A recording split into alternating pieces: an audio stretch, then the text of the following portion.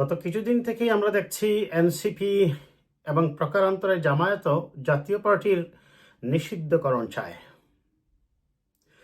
জাতীয় পার্টি নিঃসন্দেহে বিগত ফ্যাসিবাদী সরকারের একটি বড় সহযোগী ছিল এবং এই জাতীয় পার্টির কারণেই মূলত বিগত সরকার বিশ্বের কাছে দেখাতে পেরেছিল যে তাদের সাথে একটি বড় রাজনৈতিক দল আছে। কাজে এই ফ্যাসিবাদী শাসন ব্যবস্থা কন্টিনিউ করার জন্য জাতীয় পার্টিও অনেকাংশেই দায়ী, এটা অস্বীকার করা যাবে না।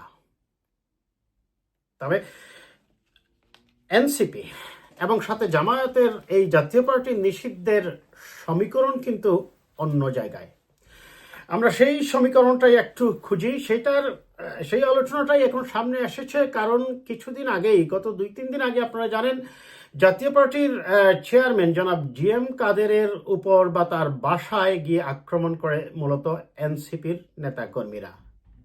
এখানে একটা কথা আগেই পরিষ্কার করে নিই দর্শক, আসলে সত্য কথা বলতে এনসিপি বলতে আসলে কিছু নেই। এনসিপি হচ্ছে মূলত আইদার এক্স জামায়াতের বা এক্স শিবিরের নেতাকর্মী অথবা সরাসরি জামাত শিবিরের নেতাকর্মী।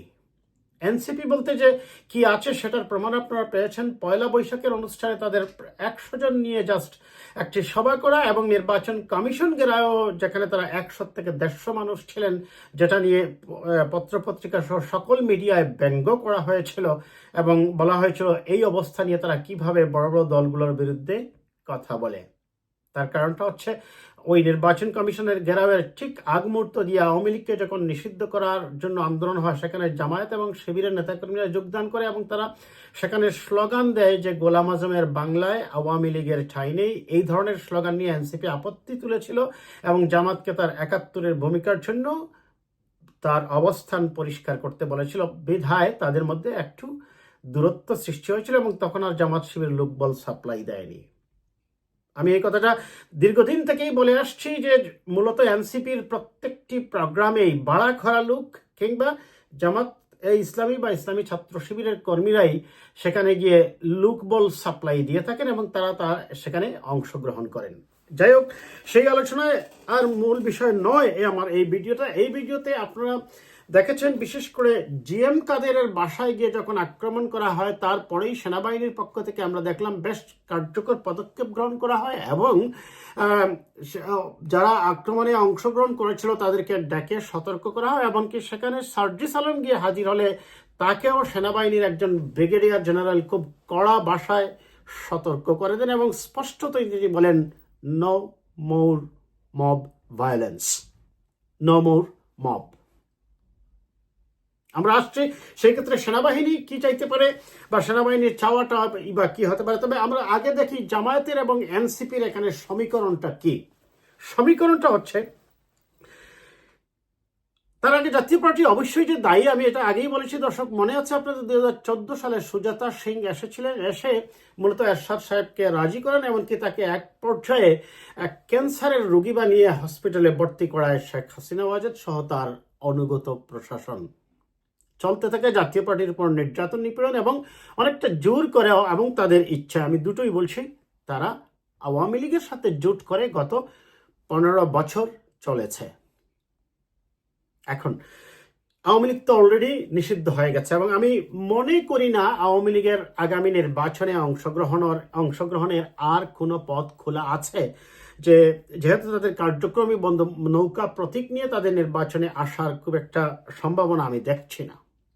সেই পরিস্থিতিতে হয়তোবা অনেকেই মনে করেছিলেন যে আওয়ামী লীগের নেতাকর্মীরা যদি তাদের নৌকা নিয়ে না এসে লাঙ্গলের সাথে একত্রিত হয়ে বিভিন্ন জায়গায় প্রার্থী দেন, তাহলে তারা যে একটা বড় ধরনের ফ্যাক্টর হবেন এবং একটি বড় ভোট সংখ্যক ভোট তারা অর্জন করবেন সেটা বলার অপেক্ষা রাখে না। তাছাড়া জাতীয় পার্টি দল হিসাবে এখন হয়তো তাদের অস্তিত্ব খুব একটা নেই, কিন্তু এই জাতীয় পার্টি 91 সালে এরশাদ সাহেব ক্ষমতা থেকে যাবার পরেও কিন্তু নির্বাচন করে লাঙ্গল মার্কা নিয়ে 36টি আসন পেয়েছিল।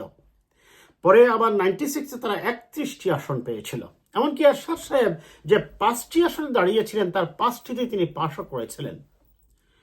এখনো আমি মনে করি রংপুর, নীলফামারী, গাইবান্ধা এই সকল জায়গায় কিছুটা হয়তোবা জাতীয় পার্টির কিছু প্রার্থী, খুব যে বেশি হবে সংখ্যা আমি বলছি না, তারা প্রতিদ্বন্দ্বিতা গড়ে তুলবেন, পাশ করতে পারবেন কিনা সেটা নির্বাচনই বলে দেবে। এখন জামাতের এবং এনসিপির এখানে সমীকরণটা কি?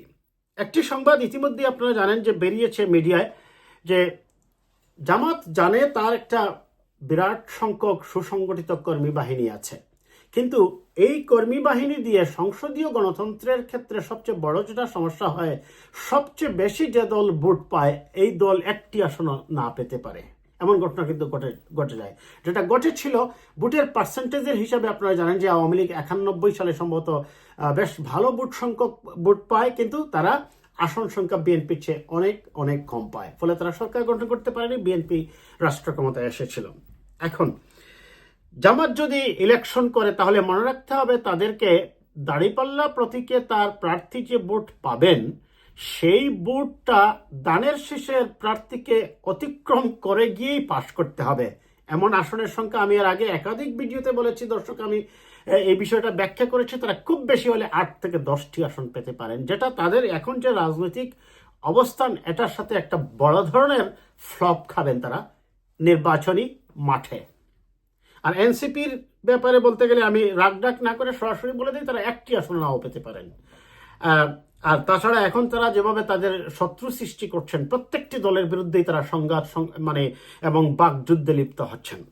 যাই হোক, এখন আওয়ামী লীগ যদি নির্বাচনে না আসতে পারে তাহলে সেই সুবাদে যদি আওয়ামী লীগের যে বিশেষ কিছু ব্যক্তি আছেন, সব যে আওয়ামী লীগের খারাপ সেটাও বলা যাবে না, কিছু মানুষ তো অবশ্যই ভালো আছে সব দলই, তারা যদি নির্বাচন করেন লাঙ্গল নিয়ে, সেই ক্ষেত্রে তারা যদি জামাতের একটা ভীতি কাজ করছে, যদি কোনো কারণে নৌকার ভোটগুলো সব লাঙ্গলে চলে যায় তাহলে জাতীয় পার্টি যদি আবার সেকেন্ড পজিশনে চলে আসে, আমি পরিষ্কার করি লাঙ্গলের ভোট দ্বারা যে তারা সেকেন্ড হয়ে যাবে আমি সেটা বলছি না, কিন্তু যেহেতু নৌকা মাঠে নেই, নৌকার লোকগুলা যদি লাঙ্গলের হয়ে বা লাঙ্গলের মূল প্রার্থী 100 জন থাকে, বাকি 200 আসনের নৌকার লোকগুলা যদি লাঙ্গল প্রতীক নিয়ে নির্বাচন করে সেক্ষেত্রে তারা একটি বড় সংখ্যক আসন পেতে পারে।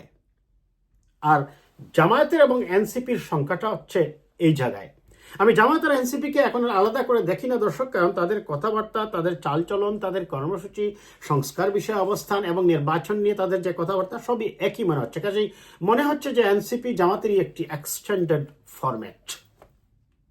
যাই হোক, সেই কারণেই জামাত এই ক্যালকুলেশনটা করছে যে যদি জাতীয় পার্টি থাকে বা এনসিপিও চিন্তা করছে জাতীয় পার্টি থাকে তাহলে তাদের অবস্থান সেই ক্ষেত্রে পিছনে চলে যেতে পারে আমি বলছি জাতীয় পার্টির পিছনেও। আরেকটা সংবাদ যেটা মার্কেটে বের হয়েছে সেটা হচ্ছে জামায়াত এবং এনসিপি অনেক আগেই বিএনপির সাথে একটি আসন সমঝোতা চেয়েছিল, কারণ তারা জানে যে নির্বাচনের পর তারা একটা বড় ধরনের ফ্লপ খাবে। সেই আসন সমঝোতায় তারা নিশ্চয়তা চেয়েছিল যে অ্যাটলিস্ট যেন 50টি আসনে বিএনপি ছেড়ে দেয়।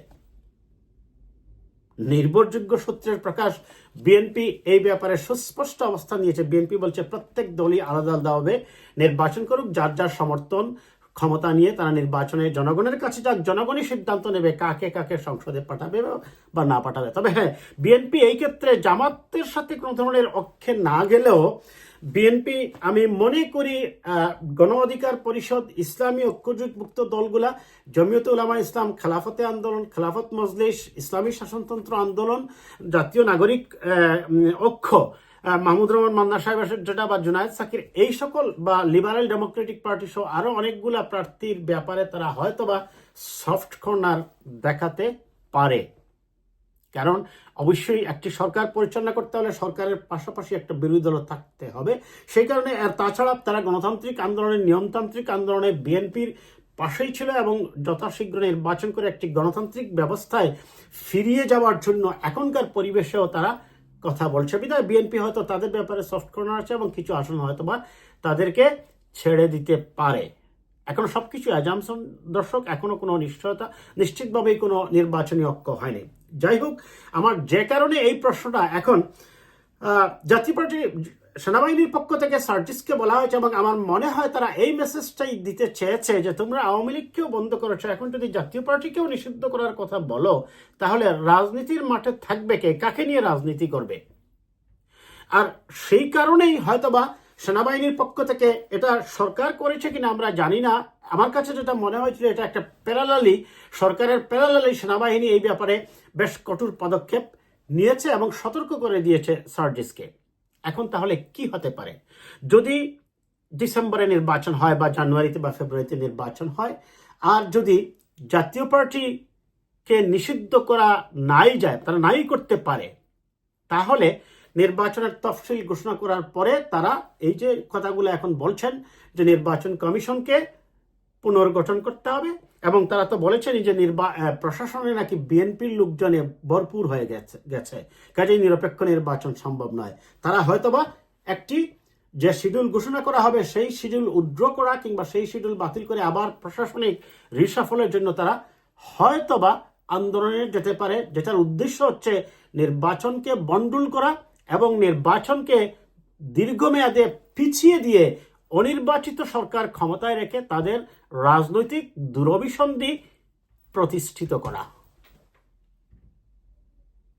তবে সেই ক্ষেত্রে যদি জাতীয় পার্টি নিষিদ্ধের ব্যাপারে এনসিপি মাঠে নামে, আমি নিশ্চিত করে বলতে পারি আগে যেভাবে জামাতে ইসলামী তার লোকজন নিয়ে এনসিপির সাথে যোগ দিয়ে আওয়ামী লীগের রাজনীতি নিষিদ্ধের জন্য কাজ করেছে, ঠিক একইভাবে তারা জাতীয় পার্টির ব্যাপারেও এই কাজগুলা করবে।